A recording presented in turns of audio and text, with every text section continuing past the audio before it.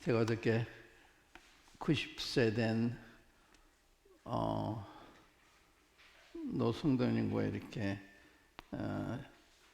식사하는 시간 가졌는데, 그분의 이렇게 거동을 보니까 1년 전보다 상당히 약해지신 이런 걸 봤습니다. 저도 아마 그런 생각이 되는데, 이 말은 우리가 주님을 섬길 만한 그런 시간이 점점 축소되어 오고 있다, 이런 걸 의미한다고 생각을 해요. 여러분들은 저희 성도교회 일꾼들이신데, 오늘은 일꾼들의 품격, 또한 영성, 그 다음에 일꾼들 간의 동력, 이게 어떤 결과를 가져오느냐, 이런 걸 좀 말씀을 드리고 싶습니다. 일꾼이었으면 이 일이 되어지지 않습니다. 일꾼이 대단히 중요한 거예요. 일꾼.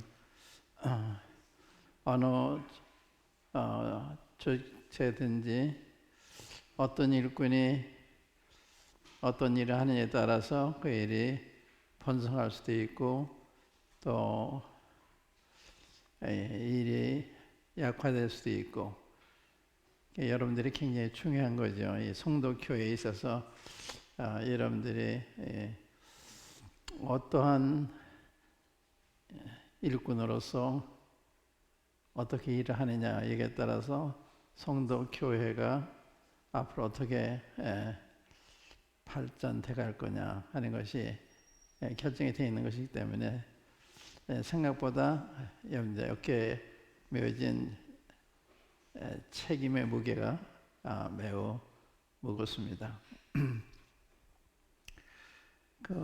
우리나라는 이제 박정희 대통령이 된 다음에 나라가 부강한, 세계적으로 유례없는 이러한 발전을 가진 데 비해서 필리핀은 우리보다 더 잘 사는 나라였는데, 지도자를 잘못 만나서 지금까지 허덕이고 있는, 지도자가 굉장히 중요한, 일꾼이 참으로 중요하다, 여러분이 중요하다는 사실을 생각하시기를 바랍니다. 내가 날 생각 아무것도 아닌데, 하나님 편에서 볼 때는 우리에게 맡기신 사명이기 때문에, 그래서 잘하느냐 못하느냐에 따라서 교회의 장래가 잘 되느냐 못 되느냐 하는 게 결정이 되어 있는 것이기 때문에,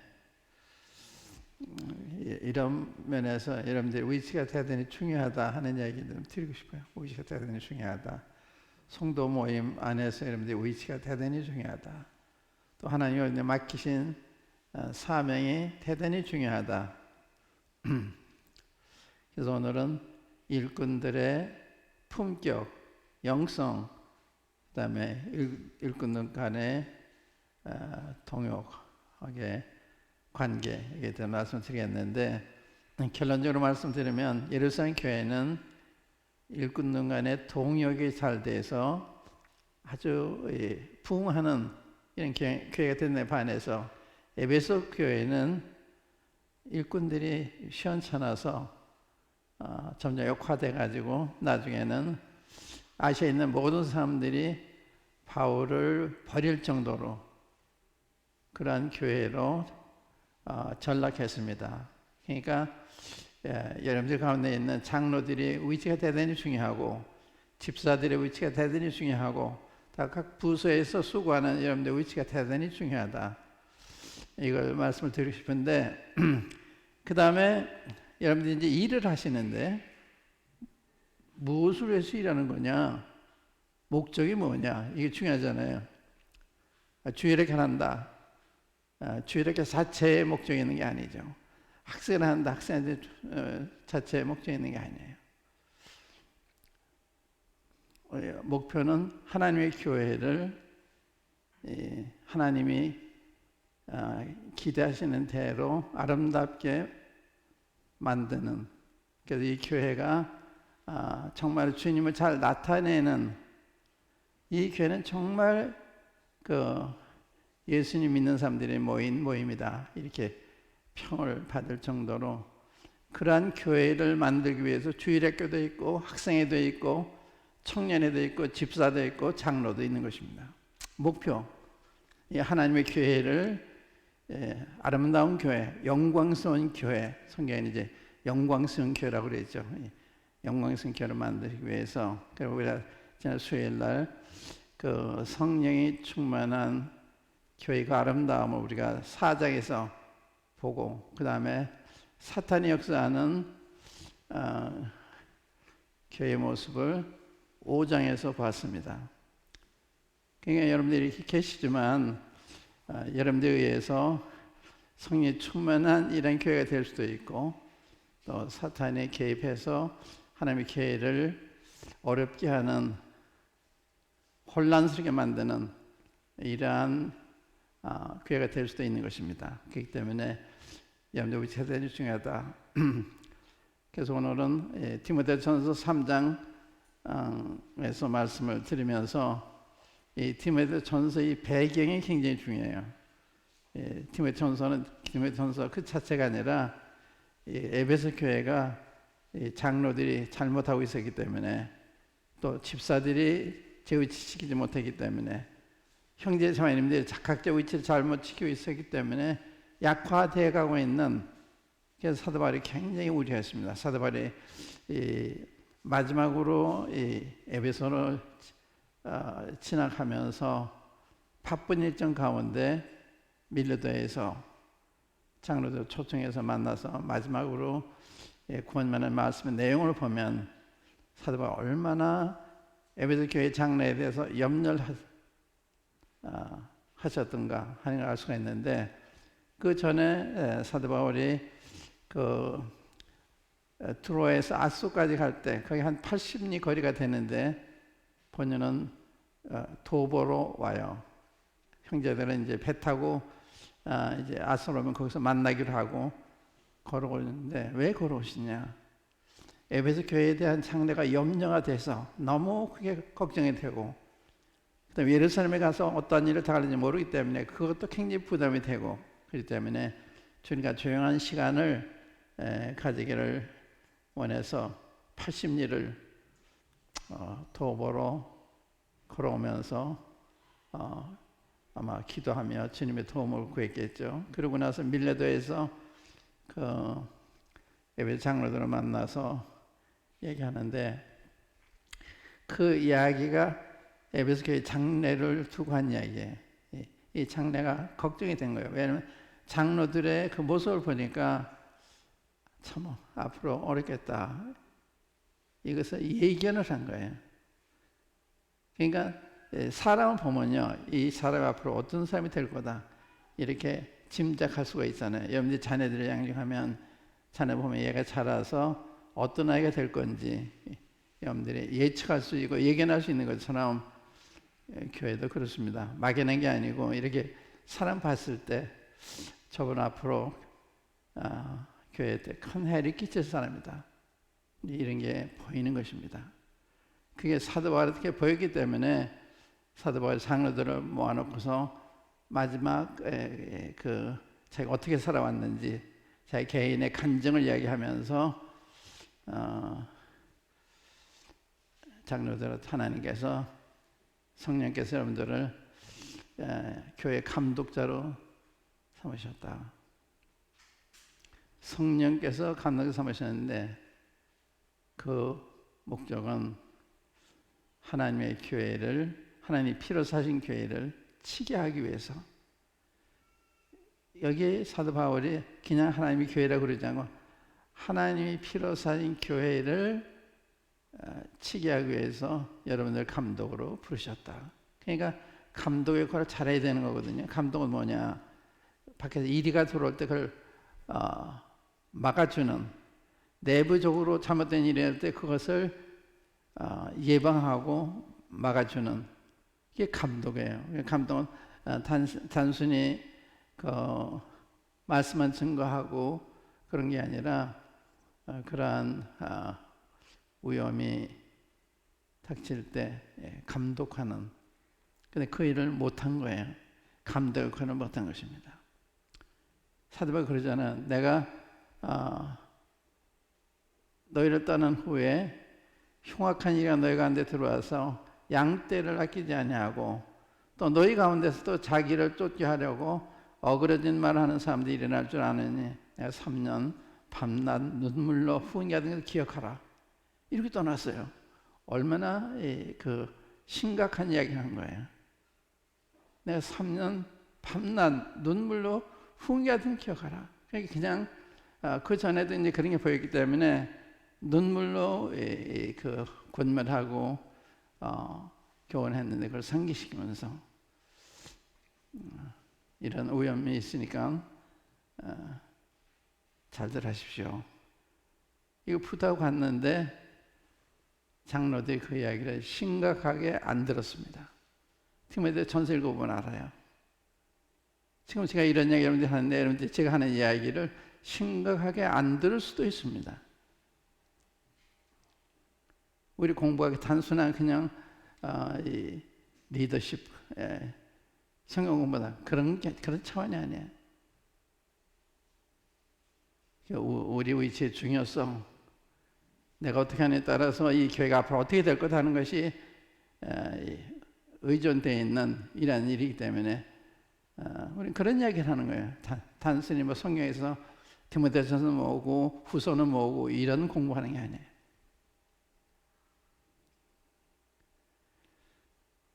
그래서 디모데전서 3장 먼저 읽어보겠습니다. 디모데전서 3장 한번 읽어보면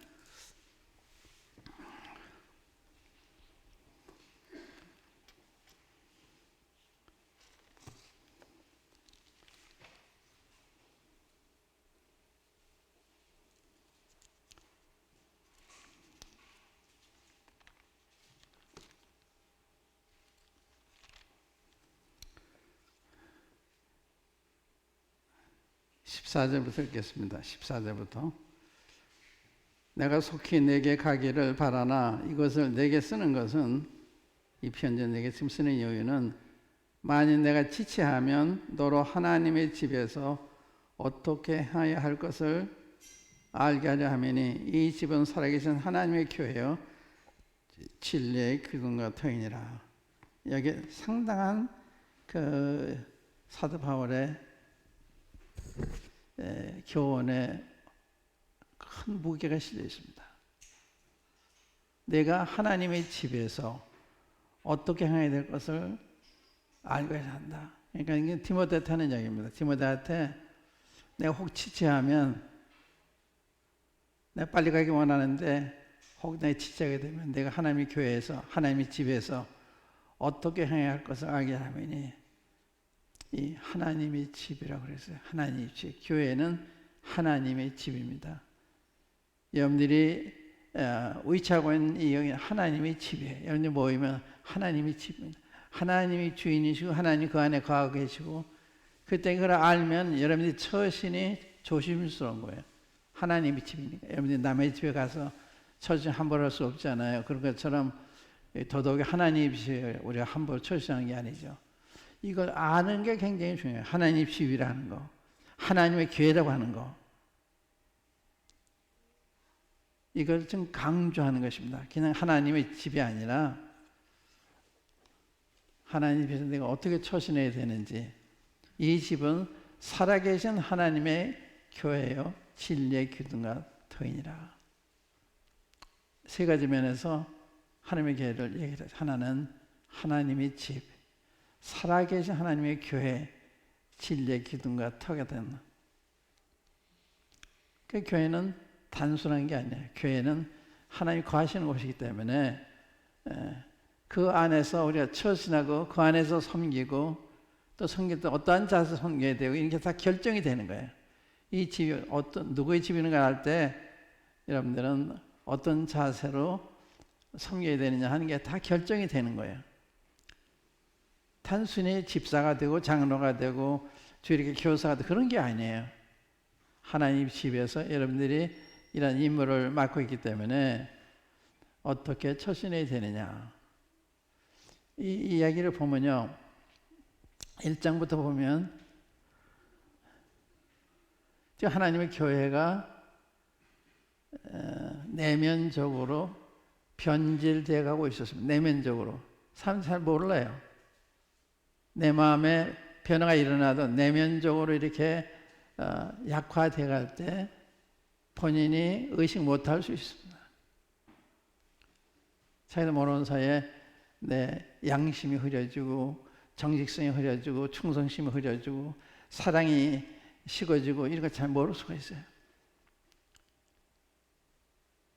그래서 우리가 1장부터 보면은 하나님 말씀 가르치는 사람들이 어떤 목표를 가르쳐야 되느냐 하는 걸 볼 수가 있어요. 그게 하나님 집에서 어떻게 행해야 되는 관계가 있는 것입니다. 그래서 1장 한번 보시면 1장 3절부터 보시면 내가 마케도냐로 갈 때 너를 권하여 에베소에 머물라 하는 것은 어떤 사람들을 명하여 다른 교훈을 가르치지 말라 하는 것이니 이게 다른 교훈을 가르치는 사람들이 들어와 있었어요. 사도바울이 이거 얘기하는 거거든요. 사도바울이 그 밀라도에서 장로들 만났을 때 그걸 예견한 거예요. 어떤 사람들이 일어나서 다른 교훈은 질적으로 다른 그냥 은사가 다르기 때문에 이 강조점이 다르다든지 그런 게 아니라 본질적으로 다른 이게 무슨 뜻인가 하면 우리 지체가 있잖아요. 우리 눈이나 귀나 입이나 손이나 발이 이게 다르잖아요. 다른 게 좋은 거예요. 달라야 되는 거예요. 이건 본질적인 다른 거예요. 이질적인 다른 것은 내가 혹이 생겼다, 암이 생겼다. 이건 이질적인 것입니다. 그런 걸 얘기해요. 다른 교훈은 하나님은 거룩한 하나님인데 거기에 의존된 그런 교훈이에요. 잘못된 교훈인데 사람들이 교훈을 딱 들어보면 알아야 되는데 모르는 거예요. 믿음이 미숙하기 때문에. 그래서 누구의 말씀을 들어도 지금 성령님을 통해서 하는 이야기인지 자기가 그냥 하는 이야기인지 그 구별이 굉장히 중요한 겁니다. 똑같은 이야기인데 성령님에 의해서 증가하는 거 그렇지 않은 거 다른 거예요. 근데 여기 다른 교훈을 하는데 다른 거 하지 말고 신화와 족보에 창념치 말게 하랍니다. 이 사람들은 신화 족보에 대한 이야기를 하는 거예요. 강단에 나와서 왜 신화 족보에 대한 이야기 하느냐? 할 얘기가 없으니까. 주님께 받은 말씀 없으니까 딴 얘기를 하는 거예요. 딴 얘기를 시간을 채우기 위해서. 그런 건 안 되는 거죠. 그러니까 이 강단은 성령님의 인도를 받는 사람에 와서 말씀 증거해야 되는 거예요. 아무나 올라서는 게 아니라 하나님 인도를 받는. 저는 제 주위에서 말씀 증거하는데 한때는 두 형제님이 말씀에 정말 많이 부담이 됐어요. 끝난 다음에 찾아가서 형제 오늘 성령 인도하심을 증거했어. 어떻게 됐어? 말을 못해요. 자기도 알아요. 그래도 조심을 시켜야 돼요. 그냥 내버려두면 안 되는 거예요. 조심을 시켜야 되는 거예요. 사람이 항상 성령 너무 만찬할 수는 없어요. 못할 수도 있어요. 그러니까 이해를 해줘야 되고 기다려줄 수도 있고 그렇지만 그런 걸 계속되는 것은 좋은 현상이 아닙니다. 근데 이 신화의 족보에 창념한 거예요. 그 결과가 뭐냐? 변론만 일어나는 거예요. 보세요. 신화 끝없는 족보에 창념치 말게 하려 함이니 이런 것은 믿음 안에 있는 하나님의 경륜의 이름보다 도리어 변론을 내는 것이라. 교회 문제를 가져오는 거예요. 그러니까 교사들이 하나님 주셔서 어떻게 행해야 되느냐, 여기 완건입니다. 교사관계 된 거예요. 그렇기 때문에 여러분들의 위치가 굉장히 중요해요. 여러분이 처해 있는 여기가 하나님의 집이라고 하는 거, 살아계신 하나님의 교회, 진리의 기둥과 터다. 그러니까 진리를 표방하는, 진리를 전파하는 교회가 아니면 그건 교회가 아닌 거예요. 교회는 진리를 증거하기 위해서 존재하는 것입니다. 그게 진리의 기둥과 터예요. 그런데 교회라는 이름을 가지고 있는데 이 진리가 잘못됐다. 주님에 대한 가르침이 잘못됐다. 성령님에 대한 가르침이 잘못됐다. 복음에 대한 가르침이 잘못됐다. 그런 문제가 있는 거예요. 그런 걸 잘 아셔야 되는 거거든요. 그래서 고린도 후서 11절에 보면 누가 가서 우리가 전파하지 않은 다른 예수를 전파하거나 너희 받지 않냐는 다른 영을 받게 하거나 너희 받지 않은 다른 복음을 전할 때는 너희가 전한 자 용납하는구나. 그러니까 다른 예수가 있고 다른 영이 있고 다른 복음이 있는 거예요. 말은 똑같아요. 다 예수님, 다 성령, 다 복음인데 내용이 다를 수가 있어요. 이게 상당히 미묘한 것이기 때문에 성령이 충만해지면 잘 이게 포착이 안 돼요. 성령이 충만해지면 금방 느끼죠. 되게 성령의 순간의 말씀인지 자기 얘기를 하고 있는 건지. 지금 사도 바울 그렇게 경계를 했는데도 불구하고 이런 사람들이 버젓이 와서 강단을 차지해도 아무도 아직 얘기하는 사람 없는 거예요. 사도 바울이 디모데한테 너 여기 있어서 이걸 바로잡아라. 그래서 디모데가 거기 둔 거예요. 근데 보세요. 이제 5절에 보면 경계의 목적은 청결한 마음과 선한 양심과 거짓이 없는 믿음으로 나는 사이간을 사람들이 이에서 벗어나 헛된 일에 빠져 율법의 선생이 되려 하나 자기의 말하는 것이나 자기의 확증하는 것도 깨닫지 못하는 것, 자기도 모르는 얘기 하는 거예요. 경계의 목적이 뭐예요? 성경 가르치는 목적이 성도들에게 청결한 마음을 가지도록, 선한 양심을 가지도록, 거짓 없는 믿음으로 사랑하도록, 이게 목적인 거예요. 기도의 지식을 넓혀주고 그것도 필요하지만 그게 목적이 아니에요. 사람을 만드는 청결한 마음과 선한 양심과 거짓 없는 믿음에서 나는 사랑은 어떤 사람은 이에서 벗어나 헛된 말에 빠져. 헛된 말에 빠지는 말은 알맹이 없는 얘기 하는 거예요. 목적 없는 얘기를 하고 있는 거예요. 그게 헛된 말에 빠져. 율법의 선생이 되려 하나 자기가 말하는 거, 확증하는 걸 깨닫지 못한다. 자기가 뭘 말하는 건지 모르면서 얘기하고 있는 거예요. 그렇기 때문에 강단에 이 친구들의 말씀이 성도들로 하여금 정말 감동을 받아서 청결한 마음을 갖게 해주고 선행을 갖게 해주고 이런 것 때문에 그건 성령으로 말미암은 거예요. 그렇지 않고 가르침이 변론을 낸다. 그건 아닌 거예요. 성령 말면 그렇게 되는 게 아니거든요. 이런 점에 있어서 벌써 에베소 교회가 잘못해가 강단에 지금 시험 받고 있는 이런 장면이잖아요. 근데 이 장에 보면 이제 기도하는 장면이 나오는데 남자들이 각지에서 거룩한 손을 기도하기 원한다. 또 여전히와 같이 이러한 품행을 지니고 있기 원한다. 이게 쭉 나오잖아요. 그러니까 이건 무슨 뜻이에요? 형제들이 형제의 위치를 거룩하게 지키지 못하고 있는, 그러면서 기도하고 있는, 또 자매들은 자매의 위치를 지키지 않고 있는, 그 얘기하는 그 하나님이 이제 어떻게 행해야 되느냐? 자매로서, 형제로서 그걸 가르치고 있는 거예요. 또 3장에는 뭐예요?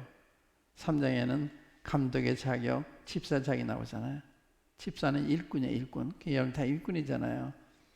장로도 일꾼이고, 집사도 일꾼이고, 주례 교사도 일꾼, 다 일꾼이에요. 일하는 사람 일꾼입니다. 그런데 이 감독은 어떤 사람이 되어야 되느냐? 이 감독의 자격 기준이 나와 있어요. 집사의 자격 기준이 나와. 왜 이렇게 하느냐? 벌써 이게 문란해져 있기 때문에 사도 바울이 그 기준을 세워준 거예요. 기준을. 그러니까 이 감독들이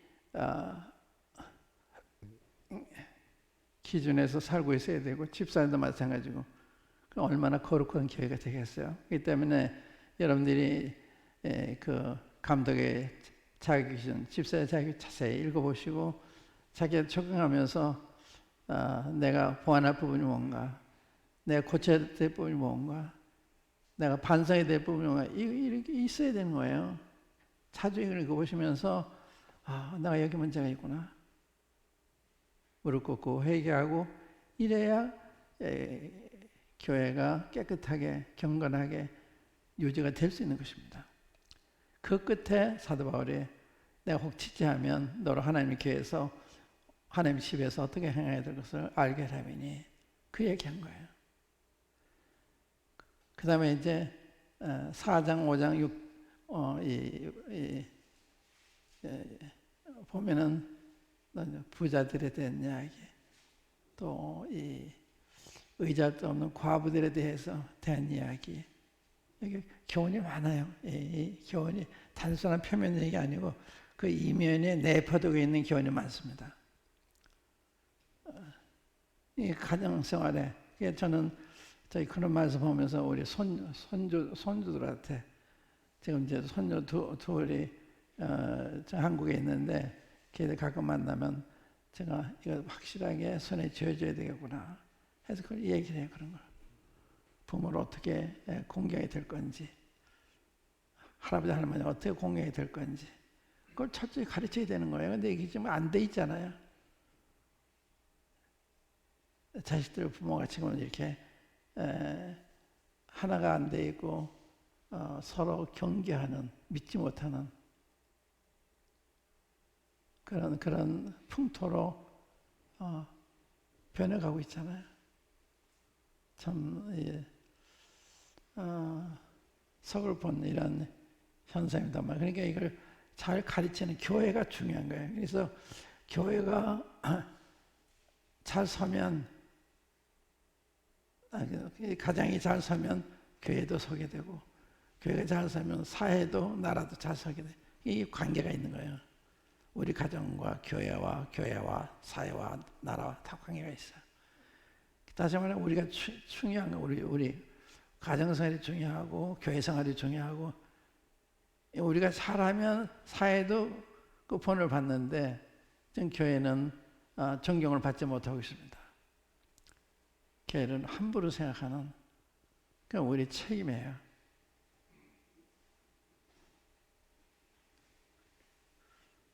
그래서 교회는 하나님의 집이다. 이거 여러분들 교회 일꾼으로서 첫 번째로 교회에 대한 바른 인식, 교회는 하나님의 집이다. 살아계신 하나님의 교회다. 그저 우상 숭배하는 그런 절과 같은 그런 데가 아니에요. 살아계시기 때문에 역사가 일어난 거. 우리가 이제 지난 수요일도 그 안나나 삽비라가 주님을 속이니까 주님이 개입하시잖아요. 살아계신 하나님의 교회에 있기 때문에 하나님 개입하시는 거예요. 살아계신 하나님 교회는요, 그런 걸 하나님 오래 참으십니다. 당장에 하진 않지만, 그러면 안 된다, 자꾸 하는데 안 들으면 마지막에 주님은 손을 대시는 거예요. 그건 정확하십니다. 그렇기 때문에 하나님의 교회는 그러한 것이 나타나서 두려워하게 되는 거예요. 하나님을 두려워하게 되고, 교회를 두려워하게 되고, 하나님의 교회는 하나님의 임재 계심이 드러나야 되는 거거든요. 하나님의 집이다. 하나님이 계시기 때문에 함부로 하면 안 된다. 살아계신 하나님의 교회다. 그저 죽은 우상과 같은 그런 사원이 아니에요. 하나님이 다 보시고 다 들으시고 계시는 거예요. 그렇기 때문에 굉장히 조심해야 되잖아요. 안나네 삽비라 부부가 서로 꾀한 이야기 다 알잖아요. 베드로가 다 지적하잖아요. 그렇기 때문에 우리가 이제 이런 말씀 보면서 하나님을 경외하는, 하나님의 교회를 정말 하나님처럼 존중하는, 하나님의 집에서 어떻게 행해야 될 것을 알게 하라면 이 집은 사랑의 하나님의 교회, 진리의 기둥과 터다. 그래서 하나님의 교회는 딱 보면 진리가 무엇인가 하는 것을 느끼게 되는 거예요. 진리는 주님이시잖아요. 하나님 말씀은 진리다. 아버지 말씀은 진리니이다. 또 나는 길이요 진리요 생명이다. 그러니까 그 하나님 말씀, 또 하나님의 그 살아있는 말씀이 우리 주님이 우리 가운데 드러나게 보여져야 되는 거예요. 그분에 대한 경외심이 없어서 그냥 드러날 수가 없죠. 그냥 우리 개개인이 말씀을 통해서 참 우리 좀 이런 분이시구나. 그럼 그 주님의 모습을 닮아서 그러한 모습으로 성도들과 교제하게 되고 세상 사람들을 대하게 되고, 그러니까 세상 사람들 다르게 보는 거예요. 이 사람은 정말 다르다. 태도가 다르고 행동이 다르고 말하는 게 다르고 너무 다른 거예요. 세상 사람들하고는. 그게 직장에서도 느껴져야 되는 거예요. 교회에서 안 느껴지는데 직장에 느껴질 리가 없죠. 교회에서 여러분들 그러한 처신할 때 사회에서도 직장에서도 그러한 처신하게 돼서 사람들이 느끼는 거예요. 아무 말씀 안 하셔도 다 알아요. 제가 군에 있을 때 주말에 되면 술 마시고 술 취하고 막 그러는데 전 아무 말도 안 하는데 와서 박일병 미안해요. 나도 전에 사회 있을 때는 참 열심히 교회 다녔는데 내가 이렇게 됐다. 자기 고백을 하는 거예요. 아무 말도 안 해도. 그러니까 알아보는 거죠. 여러분들이 그렇게 경건된 삶을 살려면 주위가 느끼는 거예요. 너무 다르니까. 세상 안 그러니까. 그래서 그 진리라고 하는 것이 우리의 인격을 통해서 우리가 말하는 그 인격을 통해서 나타나는 것입니다.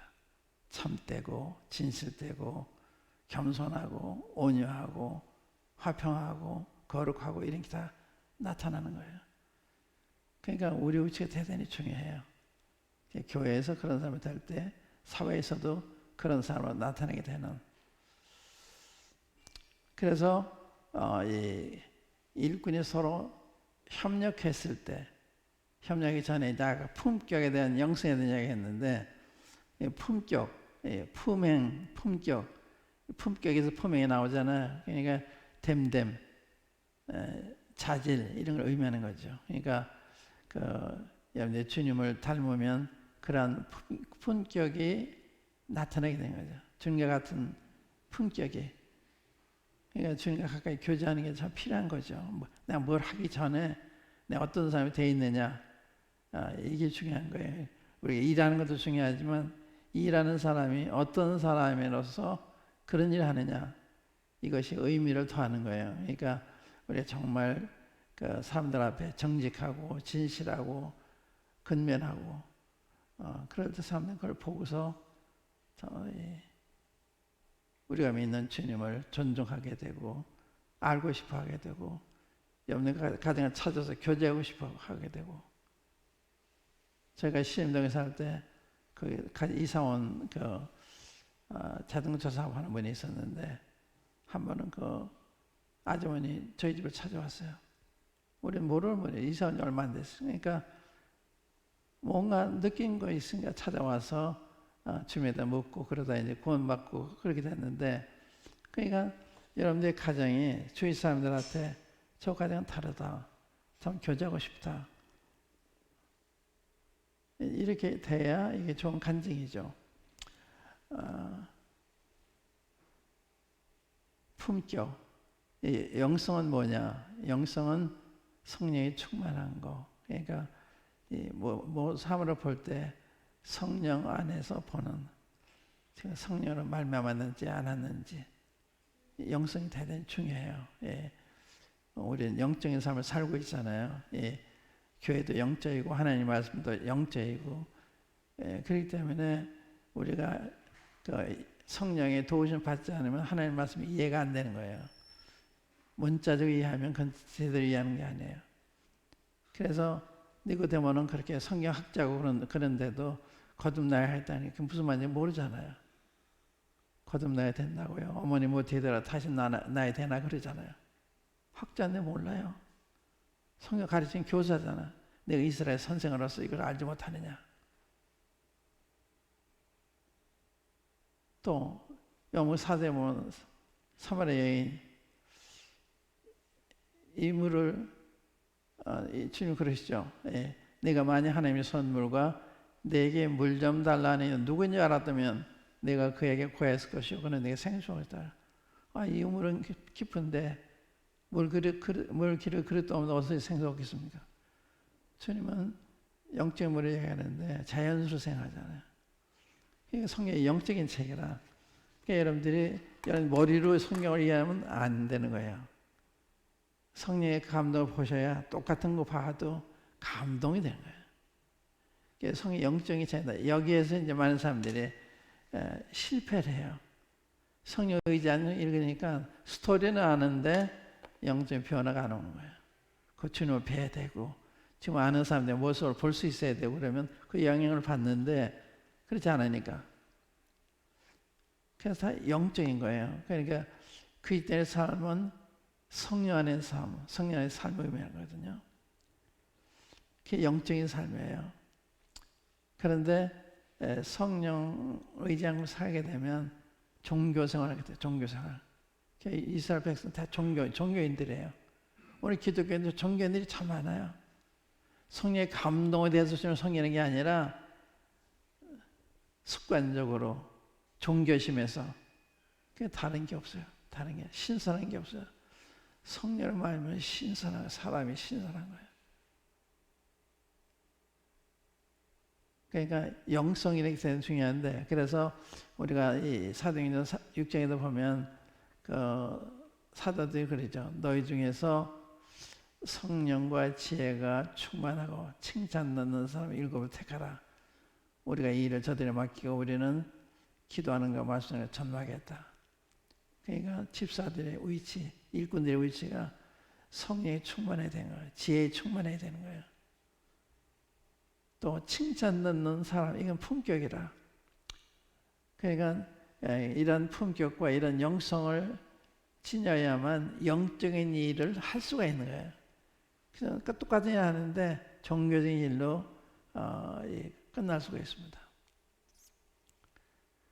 그러니까 성령을 말미암는 삶과 또 종교심하는 삶은 달라요. 한번 누가복음 18장 한번 열어보실까요? 누가 18장 보시면 그거 볼 수가 있는데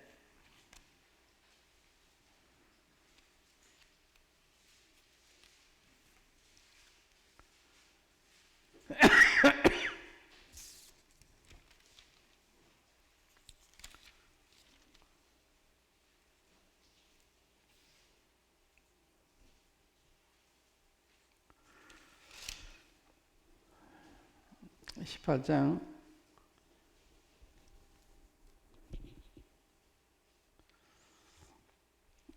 9절부터 읽어보겠습니다. 주님이 이제 하신 말씀인데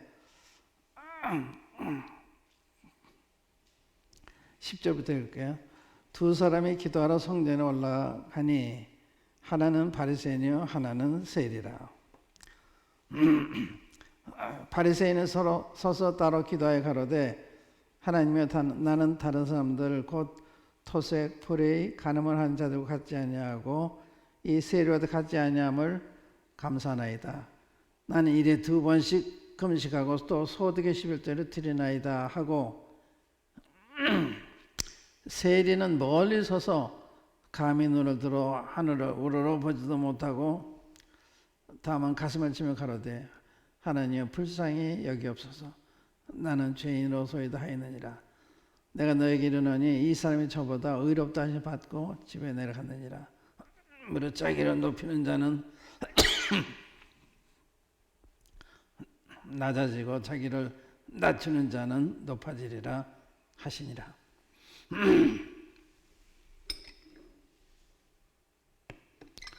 여기 전자는 바리새인, 이게 종교인이에요. 종교인.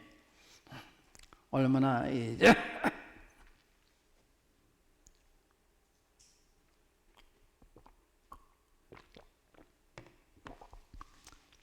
바람직한 거예요. 얼마나 훌륭한 교인이죠.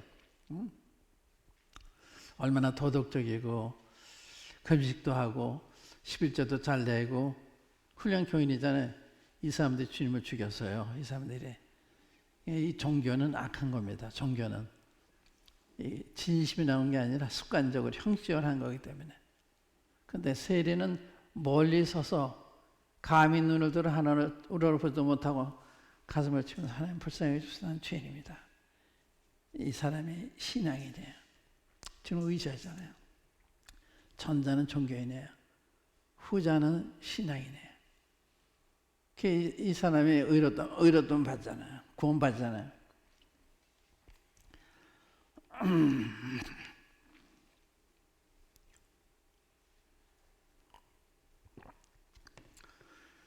성경에 이렇게 종교인과 신앙인이 딱 나눠져 있어요. 주님이 두 사람 얘기 많이 하죠. 두 사람. 또 마태복음 21장인가 거기에 보면 두 아들 나오죠. 큰아들, 작은아들. 너 포도나서 일하라 그러니까 큰아이는 가겠다고 그러고는 안 갔어요. 두 번째 아이는 실소이다. 싫어요. 안 갈 거예요. 그러다가 뉘우치고 갔다. 먼저 가겠다니 큰아들이 바리새인이라, 이게 종교인이라. 후자는 뉘우치고 갔잖아요. 그래서 앞으로 세리와 창기들이 먼저 하늘나라 들어간다. 아주 놀랄만한 충격적인 가셨어요. 세리와 창기들은 뉘우쳤어요. 그 믿어서. 그래서 그들은 가는데 저들은 자기들 남보다 낫다고 생각하기 때문에 뉘우치지 않아요. 자기가 잘못하고도. 근데 이제 창세기에서 보면 가인과 아벨이 나오죠. 또 아브라함의 두 아들 가운데 이스마엘과 이삭이 나오죠. 이삭의 두 아들 가운데 에서와 야곱이 나오죠. 한쪽은 진짜, 한쪽은 가짜. 그러니까 성경이 두 부류가 있어요. 두 부류. 하나님께 속한 사람, 하나님을 떠난 사람. 하나님을 떠난 사람이 사탄의 조종을 받는 사람이죠.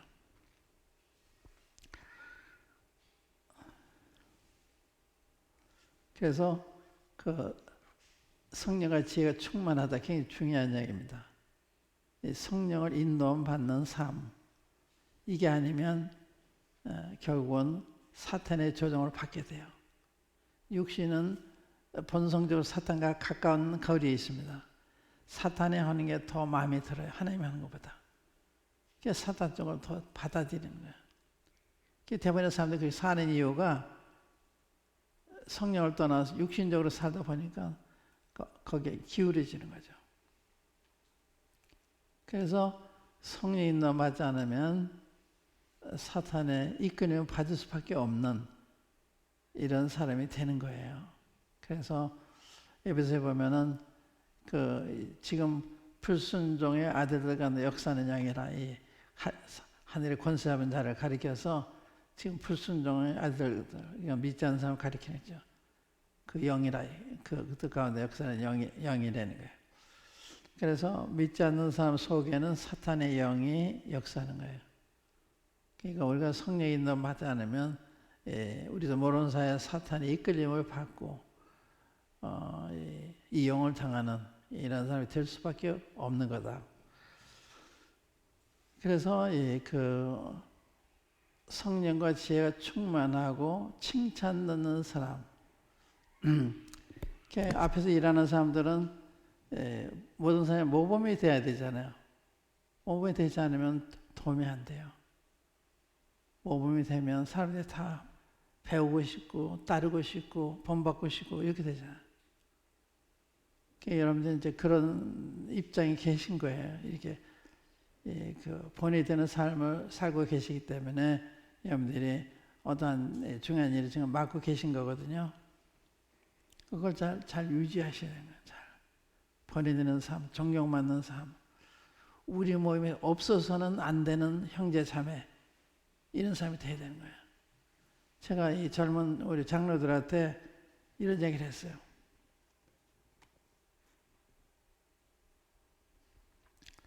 성도들의 이해를 받는 사람이 되지 말고 성도들의 감동이 되는 사람들이 되라. 저 형님 저렇게 바쁜데도 어떻게 저렇게 일을 하나. 감동이 되잖아요. 난 뭐 애들도 많고 그러니까 성도들 이해하겠지. 그러면 그런 장로 일은 못하는 거예요. 장로는 장로 일을 해야 되는 거예요. 안 하면 안 되는 거예요.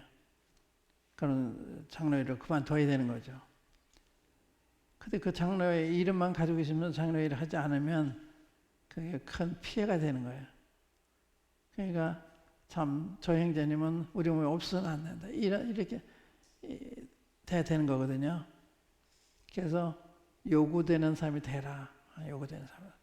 성도들이 정말 이 일을 좀 해주십시오. 이렇게 의지하는 이런 삶이 돼야 되는 거죠. 그게 여러분들의 위치예요. 일꾼들이니까. 그러니까 칭찬 듣는 사람. 디모데는 이고님과 루스도에 있는 형제들이 칭찬받는 자다. 이 칭찬받는 데는 여러 가지가 내포되어 있는 거죠. 그러니까 주님과의 관계, 또 성도들과의 관계, 하나님 말씀에 경외심, 맡은 일에 대해 충성하는 저 훈련원의 김홍렬 형제를 모셨어요. 김홍렬. 그 형님은 내가 참 존경해요. 나보다 한참 나이가 아랬지만은 그 맡은 일을 그렇게 충성되게 해요. GNTV에 그 편집국장 할 때 그때 처음에 시작하니까 이제 그 자료가 많아야 되잖아요. 컨텐츠를 만드는데 저한테 하루에 6시간, 일주일에 한 번씩 6시간을 녹음을 해야 돼요. 그걸 확보해야 이제 일이 되니까. 그런데 그분은 모임을 맡고 있기 때문에 자기 일이 바쁜 사람인데 녹음하는 데 와서 하루 종일 있어요. 참 훌륭하구나. 제가 서울에도 스튜디오가 있는데 제가 청주 스튜디오에 내려가서 그 형제가 귀해서 일부러 내려갔습니다. 근데 그분이 이제 GNTV 맡아서 그러고 그다음에 이제 그 CTI 그 이사장일 때 얼마나 충성되게 일하는지. 지금은 CTI 원장이잖아요. 가면 갈 때마다 달라요. 달라 있어요. 모습이 다. 어떻게 그런 생각했는데 나도 이번에 엊그저께 가서 보고서 어떻게 이런 생각을 다 했냐. 많이 바꿔놨어요. 이렇게 편리하게 구조를 바꾸고. 그러니까 이 사람이 환경을 바꾸는 거예요. 사람이. 그러니까 무슨 일을 해도 충성되게. 경자님은 자기 일에 충성된 사람이에요. 책도 많이 쓰고 또 썼는데 그냥 쓴 게 아니에요. 다 체험해서 쓴 그런 게 많아요. 그래서 제가 한국 모임을 생각할 때 참 귀한 분들이 이렇게 눈에 보이는데 그 중에 한 분이에요. 자기 일에 충실한, 맡긴 일에 충성을 다하는 굉장히 훌륭하잖아요. 그 자문에도 누가 자기 일에 근실한 사람 봤느냐? 그는 천한 자 앞에 서지 않고 왕 앞에 설 거다. 자기 일에 근실한 사람, 자기 일을 정말 전문적으로 잘하는 사람, 그 사람은 천한 자 앞에 서지 않고 왕 앞에 선다는 거예요. 그러니까 이제 그런 사람 주님이 높이시는 거예요. 이렇게 여러분들 이렇게 충실히 살면 주님이 여러분들 높이셔서 그러한 존경을 받게 하는. 그래서 칭찬받는 사람이 된다고 하는 데는 여러 가지 요소가 다 내포되어 있는 거다. 그 다음에 이제 하는 일에 대해서 전문가가 돼야 되잖아요. 집사는 집사로서, 장로는 장로로서, 주일학교 교사는 주일학교 교사로서, 학생 교사는 학생 교사, 전문가가 돼야 돼요. 그래야 내가 맡은 사람들한테 내 책임을 다하잖아요. 내가 못하면 나한테 가르침 받는 사람들이 희생을 당하는 거예요. 제가 대학에 있을 때 교생 시집을 나가서 교생 시집 내가 사범대학을 다녔는데 설년 중학교에 있는 교생 시집 나갔는데 저는 이제 영어과니까 이제 영어를 가르치는데 벌써 1, 2학년 때 벌써 영어를 한 90%는 다 포기했어요. 그래서 제가 영어가 얼마나 중요한 거냐면 여러분들이 앞으로 어느 분야 가든 영어는 해야 된다. 제가 강조를 하고 영어를 가르쳤는데 제가 2주간인가 이렇게 견습 끝나고서 영어 다시 하기를 마음먹어서 손들어 봐하니까 90%에서 다 써물었어요. 그래서 야, 학생들은 가르치기에 달렸구나. 가르치기에 달렸어요. 가르치기에. 그러니까 주일학교 학생의 가르침에 따라서 학생들이 변하는 거예요. 정말 열정적으로 또 듣는 사람들에게 도움이 되도록 전문가가 돼야 돼요. 그러니까 맡은 일을 위해서 준비를 많이 해야 되죠. 기도도 많이 하고 연구도 많이 해야 되고 그냥 주일이 되니까 와서 동화나 얘기해주고 그런 게 아니에요. 그러면 주일학교가 변하잖아요. 주일학교. D.L. 무디가 주일학교 맡아가지고 일하니까 금방 몇백 명이 모였어요. 애들이 선생님 대통령 보고 싶어요. 그래? 대통령 편지 썼어요. 걔는 그냥 왔어요. 그 주일학교에. 그렇게 열정적인, 그렇게 세계적인 전도자를 지금 사용하시잖아요. 사용하셨잖아요. 그러니까 누가 어떤 일을 맡느냐 굉장히 중요한 거예요. 나보다 더 잘하는 사람 그 사람한테 맡기는 게 잘하는 거예요. 그 일이 잘 되니까. 그러니까 여러분들이 맡은 일에 전문가가 돼야 된다. 주일학교는 주일학교, 학생은 학생의, 집사는 집사, 장로는 장로로서 나 어떻게 하나님이 바라는 그런 장로를 할 수 있나, 집사를 할 수 있나. 근데 보세요, 아까 내가 동역 관계, 동역이 얼마나 중요하다 하는 걸 내가 말씀드렸는데, 우리가 이제 사도행 6장에 보면은 사도들이 다 이제 과부들을 공개하는 거 다 하다 보니까 정작 자기도 해야 될 하나님 말씀을 전하고 기도하는 일을 등한히 한 거예요. 근데 그런 사이에 형제 간에 원망이 생겼어요. 헬라파 형제들이 히브리파 형제들을 원망하잖아요. 자기들이 과부들을 차별한다고. 그래서 그 이야기를 어떻게 들었는가 하면 우리 이러다 보니까 하나님 말씀을 전하는 거 등한히 했구나. 기도하는 거 등한히 했구나. 이 일은 이런 사람들에 맡기고 우리는 기도하는 것만 전망이 되겠다.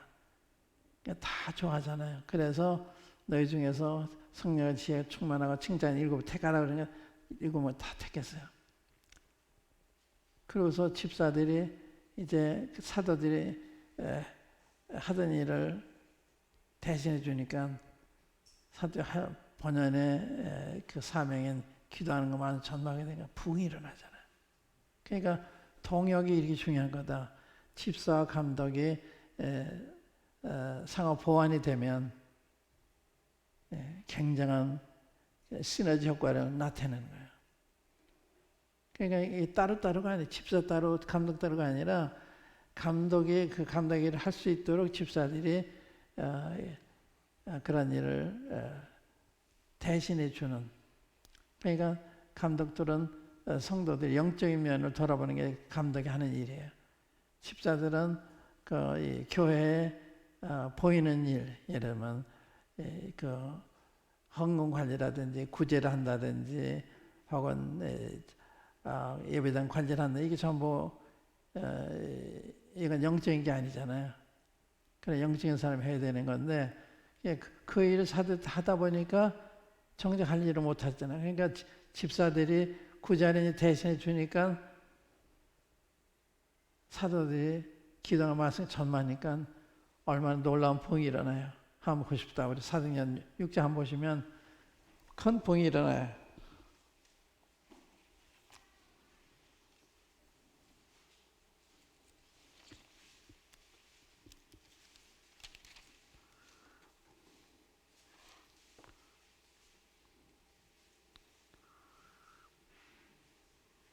사절부터 읽어볼게요. 6장 4절. 우리는 기도하는 것과 말씀 전하는 것 전말이라 하니 온 무리가 이 말을 기뻐하여 믿음과 성령에 충만한 사람 스데반과 또 빌립과 프로고로와 니가노르와 디몬과 바메나와 유대교에 입교한 안디옥 사람 니골라를 택하여 사도들 앞에 세우니 사도들이 기도하고 그들에게 안수하니라. 하나님 말씀이 점점 흥황하여 예루살렘에 있는 제자의 수가 더 심히 많아지고 허다한 세상의 무리가 이 도에 복종하니라. 보세요. 그 7절 말씀이 부흥이라. 이 교회 구조를 이렇게 보완했을 때 집사들이 할 일이 따로 있고 감독들이 할 일이 따로 있잖아요. 그러니까 감독들이 할 일을 할 수 있도록 집사들이 대신해 준 거예요. 그러니까 감독들 하는 일이 다른 영적인 일을 해야 되는 거예요. 말씀 전가하고 기도하고. 근데 집사 일을 감독들이 다 하다 보면 그 일을 못 하잖아요. 그래서 이건 저희들이 할 테니까 형제님은 전도하는 일, 가르치는 일, 신방한 이런 일에 힘써 주십시오 하고 근심하지 않도록. 안 하면 또 해야 되잖아요. 누군가 해야 되니까. 그래서 이렇게 했을 때 큰 부흥이 일어났다. 그 얘기하는 거예요. 그러니까 이 동역이 되는 게 이게 참 중요한 거다. 감독과 이게 여기는 사도와 이제 그 집사들이 보안에 대해서 이렇게 했을 때 큰 부흥이 일어났다. 그런데 아까 그 에베소 교회는 장로들이 그 일을 잘 못한 거예요. 감독을 잘 못한 거예요. 그리고 주일날 성령이 주신 말씀을 증거해야 되는데 신화 족보의 참명 이런 정도였어요. 그러니까 성도들이 양심이 이게 그 회복을 받아야 되는데 회복이 안 되는 거예요. 이거 아무도 고쳐주는 사람이 없는 거예요. 그래서 그 1장에 경계 목적은 청결한 마음과 선한 양심과 거짓 없는 믿음에 대한 사랑이거나 그러잖아요. 또 뒤에 보면 너는 믿음과 착한 양심 가지라. 어떤 애들이 양심을 버림으로 믿음에 대해서 파산했다. 양심 문제 나오잖아요. 집사 자격 가운데도 깨끗한 양심에 믿음의 비밀을 가지느라 한다. 어떤 사람이 양심이 화인 맞아서 이 양심이 계속 나오잖아요. 그래서 이 디모데 전서는 에베소 교회 내면 생활이 이렇게 약화돼 가고 있는. 그러니까 후서 쓸 때 보면요. 아시아 있는 모든 사람이 다 나를 버렸다고 그래요. 믿어져요? 사도 바울은 3년 동안 이렇게 교육을 받은 분들인데 사도 바울이 지탄을 받으니까 난 그분 모릅니다. 이렇게 된 거예요. 지탄 받아도 그 하나님 종이니까 그분 옳습니다. 그분 정말 난 거기에 동의합니다. 이렇게 했어야 되는데 난 잘 모릅니다. 그러니까요. 마치 베드로가 주님 예수님 난 모릅니다 한 것도 똑같은. 제가 불리기 오니까. 그래서 이 감독 일을 잘 못했기 때문에 이런 현상이 벌어졌다. 집사들은 어떤 여기 나와 있지 않기 때문에 잘 모르지만 다 비슷한 이런 상태에 있었던 것 같아요. 집사들도요, 집사 일을 잘하면 믿음이 담력을 얻고 또 큰 아름다운 지위를 얻는다. 그래서 스데반이 7장에 보면 유대 공회 앞에 가서 하나님 말씀을 최후 통첩을 전해요. 최후 통첩을. 이것은 집사예요, 집사. 그건 사도들이 할 일인데 주님이 스데반을 통해서 유대 공회할 때 최후 통첩해요. 여러분들은 살인자다 그래요, 살인자. 3장에 보면 너희들이 몰라서 그랬으니까 지금이라도 뉘우치면 주께로부터 좋은 날이 올 거다. 그러니까 과실처 취급했어요. 주님 살해한 것을 과실처. 그런데 디모데가 그렇게 성령을 충만해가지고 얘기하는데 그걸 거절하니까 너 살인한 자다. 예, 고의 살인으로 정죄한 거예요. 그게 누가 했냐? 스데반이 한 거예요. 집사가. 주님이 쓰시는 거죠. 또 필립도 그 신약성에 유일하게 전도자 필립이라 이렇게 변해되는데 그분이 사마리아에 가서 큰 복이 일어나잖아요. 또 에티오피아 내시에 인도 받아가지고 복음 전해서 아프리카 복음을 전하는 도화선이 되잖아요. 그래서 이렇게 쓰시는 거예요. 집사라고 집사 그 일만 하는 게 아니라 이런 영적 일에도 주님이 쓰시는 거예요. 복음 전하는 일에, 가르치는 일에, 그 외에 하나님이 필요한 일에 쓰시는 거예요. 그래서 하나님 일은 뭐 고정된 사람이 꼭 해야 되는 게 아니에요. 성령이 쓰신 사람이에요. 성령 쓰시는 사람. 형제들 못하면 자매들을 좀 쓰셔서 하시는 거예요. 마치 구약의 두보라를 통해서 역사하시는 것처럼. 그래서 오늘 말씀드린 것은 그 일꾼의 품격과 영성의 중요성, 그 다음에 일꾼들 간의 동역의 중요성, 이게 잘 협력이 잘하면 교회가 큰 부흥을 보게 된다. 그리고 일꾼에서 뭘 수일하는 거냐? 이 교회를 아름다운 교회, 주님 앞에 아름다운 교회를 만들어 드리는 게 목표가 되는 거예요. 아름다운 교회. 그러니까 주일학교 자체를 위한 게 아니고 교회를 위한 집사 자체만 아니라 교회를 위한 거. 그게 목표다. 그러니까 일꾼이 교회 일꾼이죠. 교회 일꾼. 주일학교 교사라서 교회 일꾼이 되는 것이고, 학생이 교사라서 또 이 집사라서 교회 일꾼이 되는 거예요. 그러니까 사도 바울은 이중 사역을 해서 하나는 복음의 일꾼, 또 하나는 교회 일꾼. 자기를 내가 복음의 일꾼 됐다. 또 교회 일꾼이 됐다. 그러니까 우리는 이중 사역이에요. 복음만 되면 안 돼. 교회 일꾼이 돼야 되는 거예요. 교회를 위해서 복음을 전하는 거죠. 복음을 위해서 복음 전하는 게 아니거든요. 어떤 사람들은 복음 전하는 게 다 하는 줄 알아요. 아니에요. 복음 전한다면 구원받은 사람은 잘 양육을 해야 되잖아요. 교회를 세워서 잘 알아두도록 해주는 거예요. 이게 이제 교사 역할이고 목자 역할이잖아요. 그래서 여러분들의 위치가 대단히 중요하다. 그리고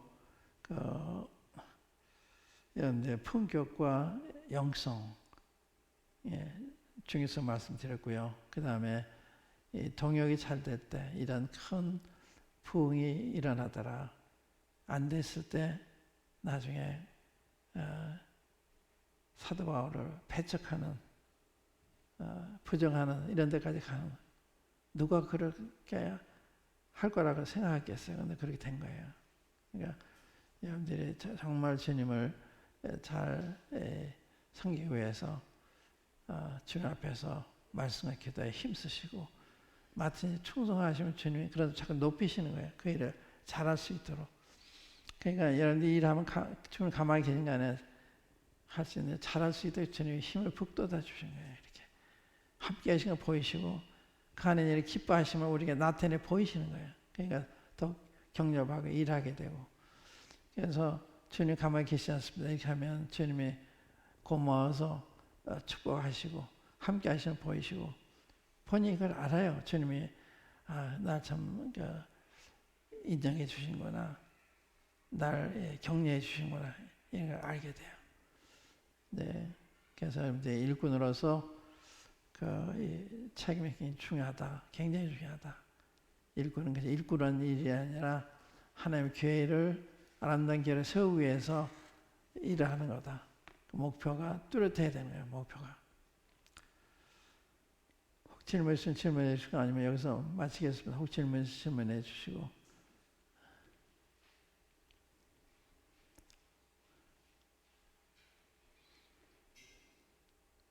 한번 기도하십시다. 각자 기도하시고 들으신 말씀 생각하시면 기도하시고.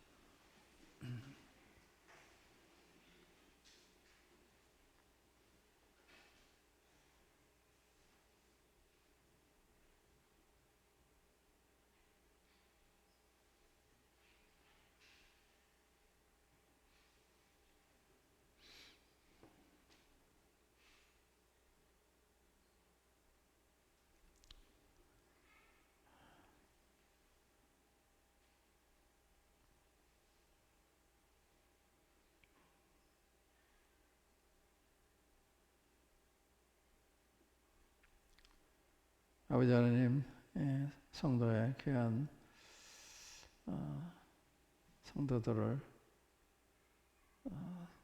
성도들의 모임을 세우셔서 주님을 진실히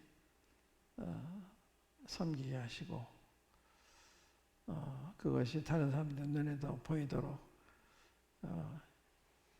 그들 가운데 역사하심을 감사합니다. 아버지 하나님, 주의 이름을 구하셔서 교회를 예루살렘 교회처럼 번성케 하셔서